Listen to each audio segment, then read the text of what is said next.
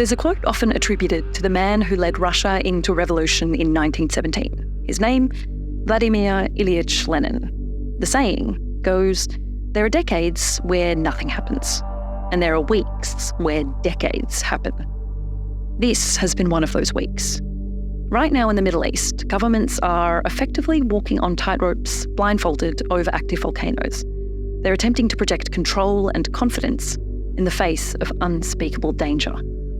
Every day brings a new escalation, a new humanitarian catastrophe, and fresh suffering for communities already bearing the terrible costs of violence wrought in their names.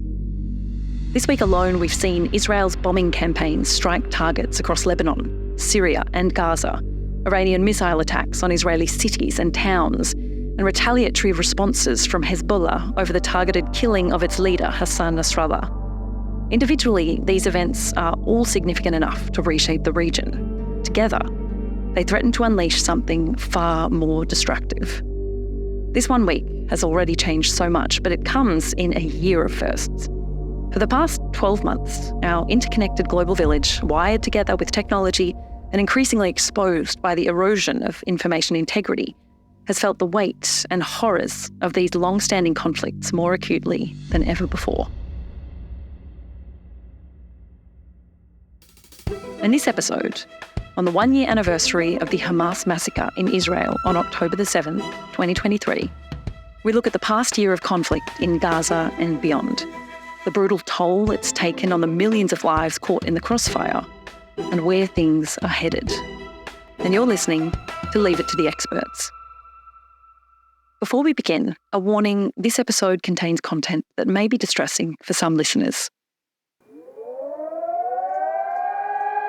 On October the 7th, 2023, a new and devastating inflection point erupted in the decades-long conflict between armed groups from the occupied Palestinian territories and Israel. Hamas militants launched an unprecedented and large-scale surprise attack targeting dozens of locations in Israel. At 6:30 a.m, air sirens ring out across Israel as thousands of rockets are fired from the Gaza Strip. At the same time, the border fence that splits Gaza and Israeli territory is breached more than 100 times. Flooding through the gaps, according to the Israeli Defense Force, are 6,000 Gazans, among them almost 4,000 trained fighters, pouring across the border in trucks, motorcycles and on foot. The fighters are mostly members of the Qassam brigades, the armed wing of Hamas, the political movement that governs the Gaza Strip. They're joined by other militant factions, including the Palestinian Islamic Jihad's armed wing and the National Resistance Brigades. Once inside Israeli territory, the groups begin to target communities in the areas just beyond the border, known as the Gaza Envelope, launching coordinated attacks on civilians and military outposts. They built a big wall. Mm-hmm. They said to us, 40 meters in the ground. They said this will protect you? Yeah. We believe that this can protect us. Hamas will later claim that they only targeted military targets, but according to a report from Human Rights Watch, the gunmen actually targeted 19 small cooperative villages known as kibbutzim, small cities, as well as music festivals and beach parties.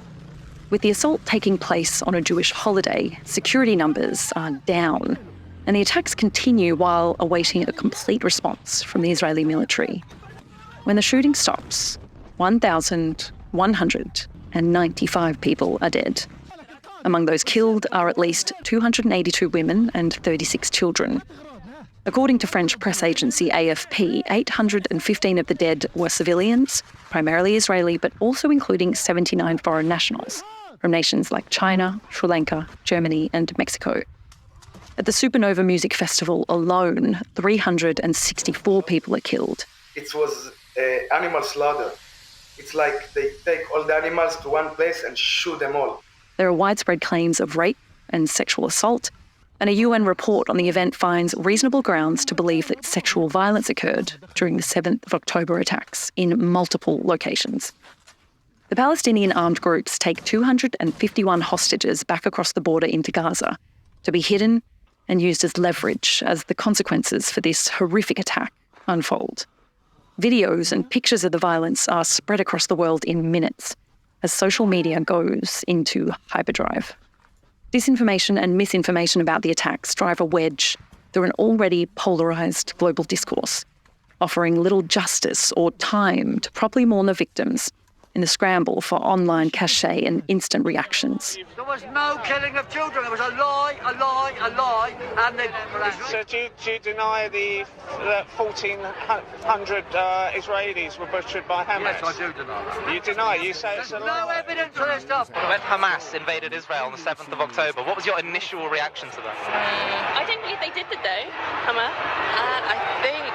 Within hours of the first fighters crossing the security fence from Gaza, Benjamin Netanyahu has declared war, and the Israeli military is already striking targets in Gaza. By the end of October 7th, 232 people have already been killed in Gaza, a further 138 on October the 8th. It's worth remembering that Israel is a nation forged in the fires of conflict, populated by descendants of a people persecuted for generations across Europe and the world. The October 7 attacks fundamentally shook Israel's foundational sense of security, an obsession that has driven its domestic politics since the country's establishment in 1948. For context, Israel has invested around $2 billion in a separation wall just to create a divide between itself and neighbouring Palestinian communities, while also enforcing a blockade on the Gaza Strip for years. Now, it's just seen hundreds of Hamas fighters breach the defences and kill 1,200 of its people. The global outpouring of grief is immediate and massive. Today, the people of Israel are under attack, orchestrated by a terrorist organization, Hamas. In this moment of tragedy, I want to say to them and to the world and to terrorists everywhere, the United States stands with Israel. But soon, this grief gives way to anger. The October 7 attacks mark the most significant loss of life since the horrors of the Holocaust. Striking at the very core of Jewish identity, the tragedy resonated deeply, not only within Israel, but amongst Jewish communities worldwide, who once again felt the weight of a long history of persecution and violence against their people. Security has always been the cornerstone of Israeli Prime Minister Benjamin Netanyahu's political brand. Martin Keir from the University of Sydney tells 360 Info, throughout his political career, Netanyahu has always portrayed himself as being the only politician capable of ensuring the safety and security of Jews and the state of Israel. This includes refusing to accept the possibility of a Palestinian state, which he deems an existential security threat to Israel. The fact that Netanyahu presided over this massive security failure strikes at the core of his political popularity. After the events of October 7th, Netanyahu's response is war. Israel is at war. We didn't want this war. It was forced upon us in the most brutal and savage way. But though Israel didn't start this war, Israel will finish it. Over the following days, 300,000 reservists are called up by the Israeli military. They plan to decimate Hamas in Gaza. Israeli forces have already been involved in skirmishes with Palestinians in the West Bank and Gaza's border. Rockets continue to target Israeli cities and towns, and the United States offers support for its ally by moving forces closer to the region. Water and electricity is cut to Gaza, and the bombs begin to fall. Dr. Ran Porat is a university lecturer and analyst on Israel and Middle Eastern affairs at Monash University here in Melbourne. He's also a research associate at the Australia, Israel and Jewish Affairs Council. Dr. Porat, welcome to Leave It to the Experts. Hi, Emma. If we cast our minds back to October 7th last year, how did you first hear the news and how did you react? The first feeling was shock, because the perception of Israel's sort of mighty power, all that sort of collapsed at once in 6:29 a.m. October 7th. And that vanity, that hubris was shaken for good. The second feeling is intense anger. And that anger is directed two directions. First and foremost to Hamas and all the Iranian axis behind them and the atrocities that, rape and pillaging and, abducting kids and women to Gaza, horrible stuff. But the second anger is actually diverted inside into Israeli society. Before the war, the government that took power at the end of 2022 was pushing very hard for what they call a judicial overhaul, now they call the judicial attempt of coup.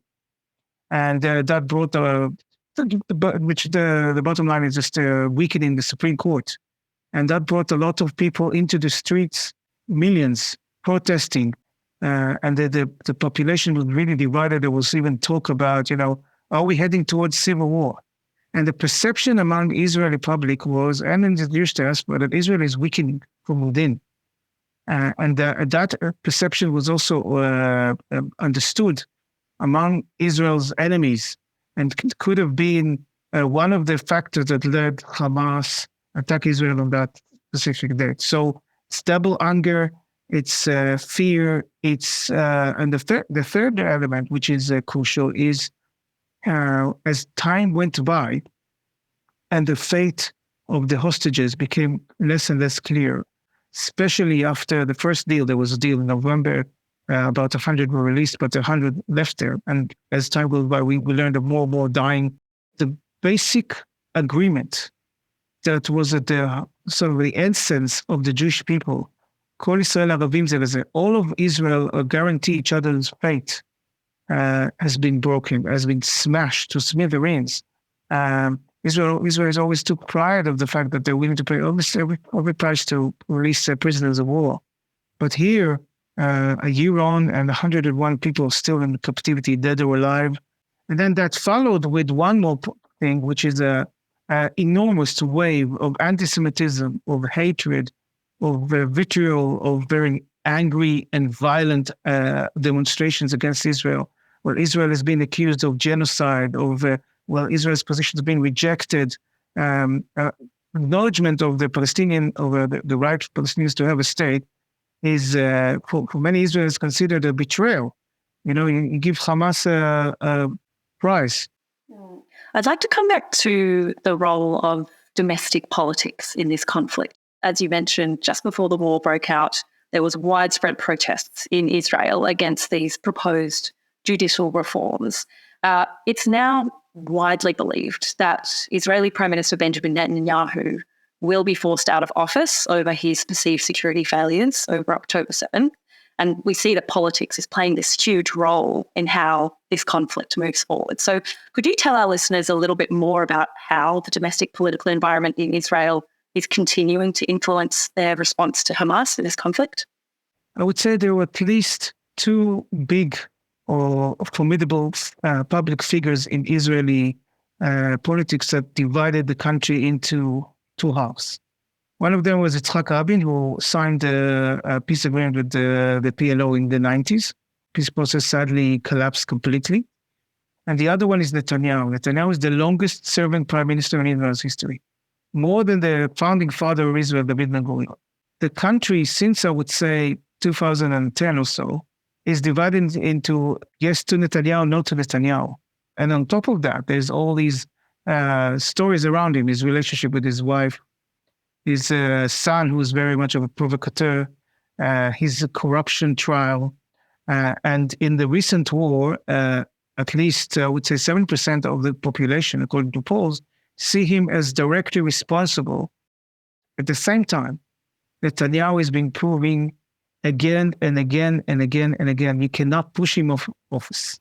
He's such a political magician that you have to pull some sort of a new rabbit out of the hat. And Netanyahu is always a step ahead. So nobody is expecting him to, or I would say now it doesn't look like he's going to be ousted. And he's been pushing further and further, always cooking the can down the road with regards to the, I would say, National Committee of Inquiry is so yearned for to investigate how October 7 happened, which will most likely point at him as one as the major person that is responsible for that. He's obviously a very powerful figure, but he is not acting alone. He is in a coalition that is the most far-right government that Israel has ever had. So how much of what we're seeing both in political posturing and conflict on the ground is being done to placate those particular far-right segments of his government and the wider Israeli community?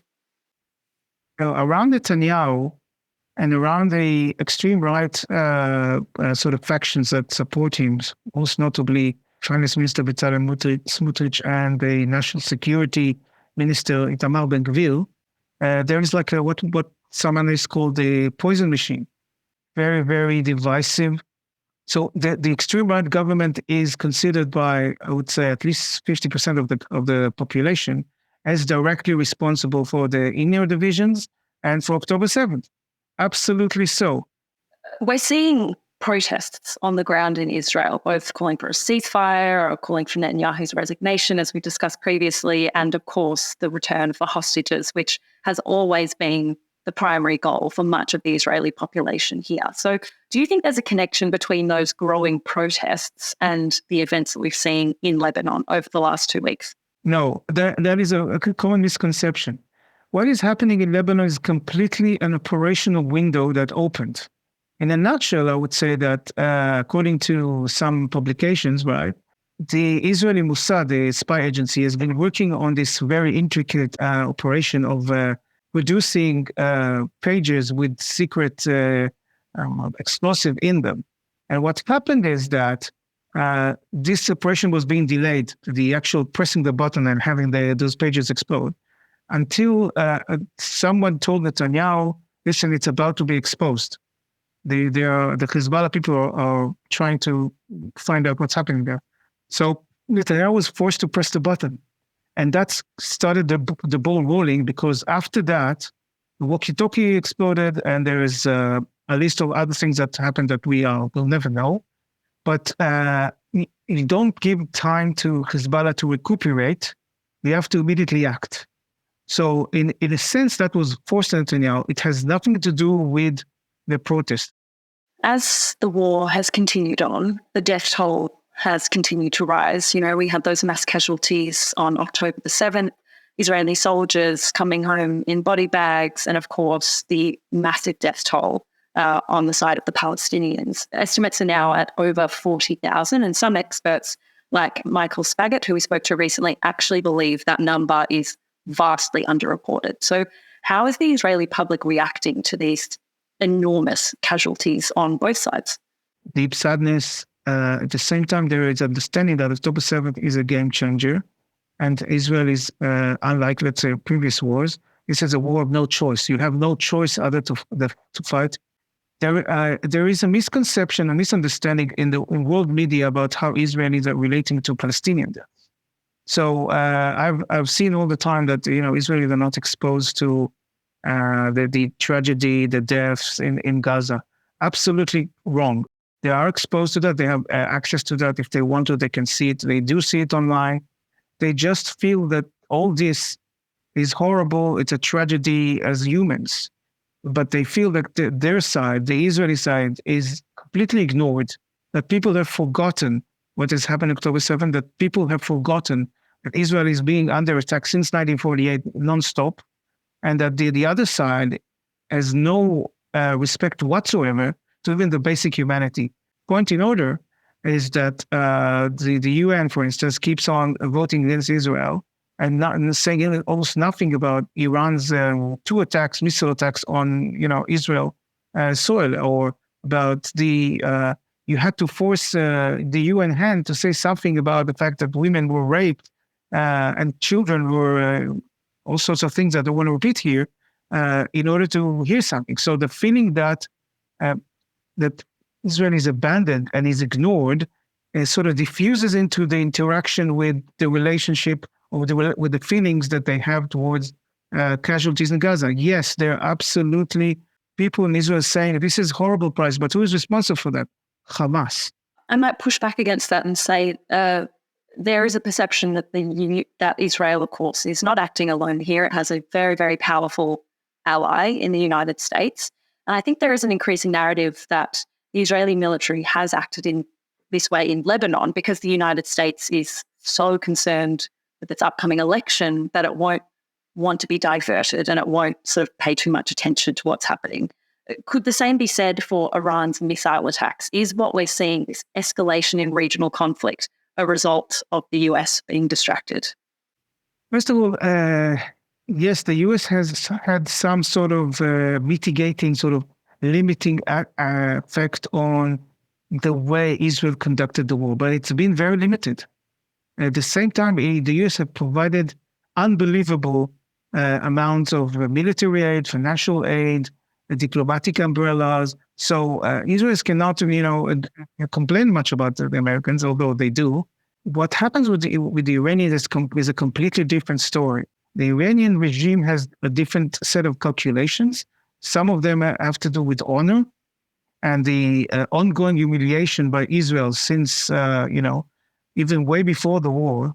For instance, killing of nuclear weapons scientists on Iranian soil in sci-fi ways. Mohsen Fakhrizadeh was killed with a satellite-operated machine gun in the heart of Iran. And the American presence in the area was supposed to deter the Iranians from acting. So that was supposed to limit Iran's attack. But what happened at the end is that the leaders felt that if they don't do anything, they lose face. Honor is a big thing in Iranian culture. So that's why they were driven to this escalation. And the end result will be, unfortunately for them, even worse escalation. We're now seeing the war spiral across the Lebanese border. We've seen targeted killings in Syria and Iran, Hezbollah rockets flying into Israeli airspace, Iranian missile attacks. The US is getting involved. Militias in Iraq and Yemen are staking their claim. It's a complex, messy picture. How does this end? Who can make the fighting stop? And can all sides walk away from this conflict? 2 points about that. It's been a regional war from day one. The fact that Iran did not know possibly the exact date or whatever doesn't exempt Iran from responsibility for nurturing these all these proxies. So how do we define, for instance, a regional war? It's not only cross borders, that's between only neighboring states. It's also Israel is fighting an enemy 1,500 kilometers away between Israel and Iran or Yemen, right? So it's been a regional war from day one. Moreover, Russia's siding with Syria and now with Iran, and Iran supplying missiles and drones to Russia to kill Ukrainians. That makes that war part of the sort of global conflict between, I would say, the Western camp or the camp of liberal states and the states which are not like that. North Korea, Russia, China, Iran. These are all parts of what George Bush said in 2001, defined the axis of evil. So that's point one. What would stop it? The narrative that's coming out from the Iranian side or from Hezbollah side was that if an agreement is reached in Gaza, then they would lay down the weapons. But there are two issues with that. First of all, for an agreement to reach in Gaza, we need the Israeli side needs to see a release of all the hostages and a talk about, which is not happening, what will happen after the war. The other issue with ending the war is that Israelis would not allow the war to end without significantly decapitating the threat. With Hamas, it's almost complete. With Hezbollah, is the campaign that's now ongoing in Lebanon to destroy the 150,000 missiles, rockets, drones, and other weapons Hezbollah has, and to make sure that the Hezbollah doesn't repeat October 7th in its own version, the Radwan Forest invasion of Galilee plan. So until the major threats on Israel's security, on Israeli citizens, is being dramatically dismantled, reduced, the war could not end from Israel's side. So we're looking at least at weeks, at least. Sadly, that means more casualties on both sides. Dr. Ran Porat, thank you so much for joining us on Leave It to the Experts. Thank you so much, Emma. It was a pleasure. Hello, this is Michael Joyner, the editor of 360 Info's Leave It to the Experts. As you can imagine, this has been a tough podcast to put together. It's been a year of devastating events that have caused the deaths of tens of thousands of people and the suffering of millions. Across the planet, this war has been piped into our lives via our ever-interconnected world. It is hard to remain detached from the suffering. That's why we've split this episode into two parts. One on the events of October 7 and the impact it has had on the Israeli people, the Jewish religion, and how it is shaping their response. In part 2, we will discuss the impact the conflict has wrought on the Palestinian people, the Arab world, and their diaspora around the globe as the conflict spreads and deepens. At 360 Info, we're always looking for major solutions to the world's greatest problems. Few are more complex and impassioned than this conflict. So, it is with that message, we would like to ask you to listen to part 2, a look at the other side of the fight and how both sides have common ground despite their differences. Thanks for listening.